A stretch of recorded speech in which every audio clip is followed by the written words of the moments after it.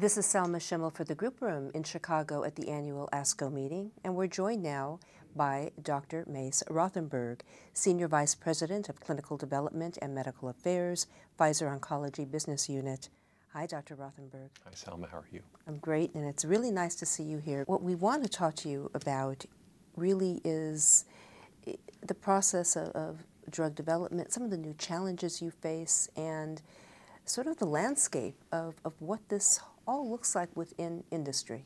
This ASCO is really, I think, a watershed one, because what we're seeing from this is the evolution of really sensitive techniques to characterize the molecular and genetic characteristics of cancer, moving from a research tool that was limited to just a few highly specialized cancer centers around the world to now a tool that is being integrated into the clinical development strategy of new drugs, and before too long is going to then make it into community practice in selecting patients for standard treatment, as well as being able to refer them for clinical trials. So we're seeing a change from an empiric selection of treatments or clinical trials based on the organ of origin and the appearance of a cancer under the microscope, to a setting where we're actually understanding the dysregulated pathways, the genetic mutations and amplifications and translocations that actually are fundamentally causing that cell to become a cancer cell. And understanding that allows us to then match that patient to a drug that targets that abnormal molecule, inhibits that, and has a very dramatic effect on the cancer.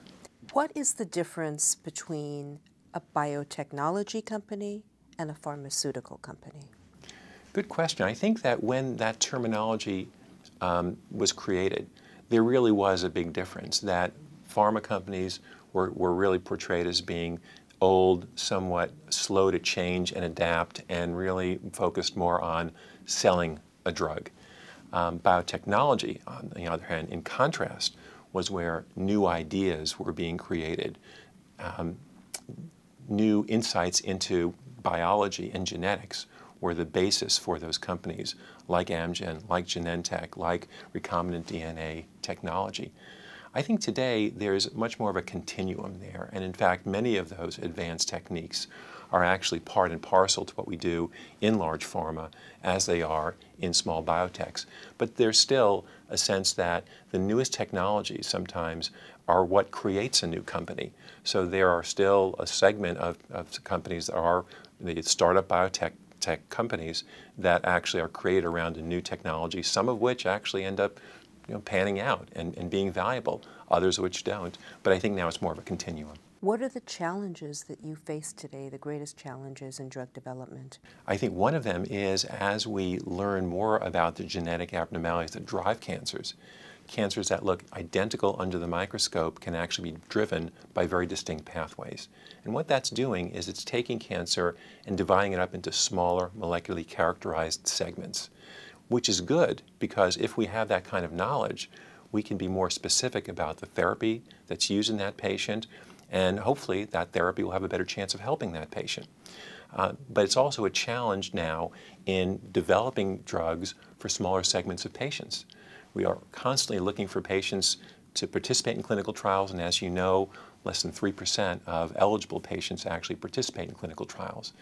You compound that with a relatively infrequent molecularly characterized subset, and now you have a challenge of finding enough patients whose tumors have that characteristic to allow you to complete the trial and be able to demonstrate whether your drug is effective.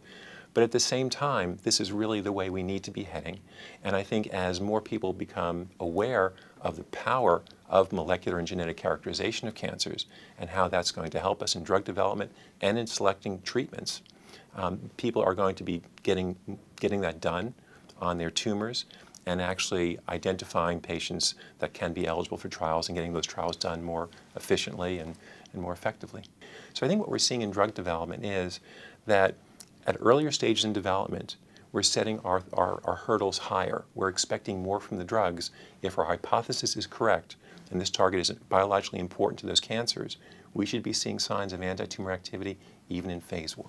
Thank you, Dr. Mace Rothenberg, for sharing with us sort of an inside peek at what goes on in drug development and how profound the changes are compared to where we were 20 years ago, 15 years ago. Yeah. That's one thing you'd always count on in oncology, is that the field is always changing, and it's changing fast. Dr. Mace Rothenberg, Senior Vice President of Clinical Development and Medical Affairs, Pfizer Oncology Business Unit.